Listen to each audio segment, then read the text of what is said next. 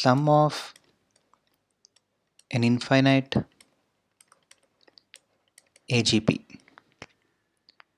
Let us say it is made up of an AP with first term A, common difference D, and a GP whose first term is B, common ratio R.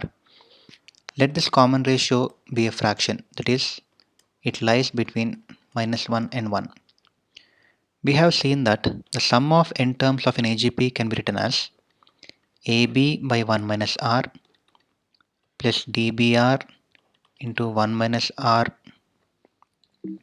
power n minus 1 by 1 minus R whole square minus A plus n minus 1 into D into Br power n by 1 minus R. Now if n is very large, then R power n or R power n minus 1, these numbers go to 0 because R is a fraction.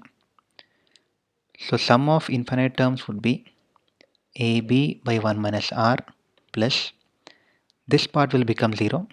So we have dBr by 1 minus R whole square because this is 1 minus 0, and this part will become 0, so this entire term will become 0. So this is the formula for sum of infinite AGP whose common ratio is a fraction.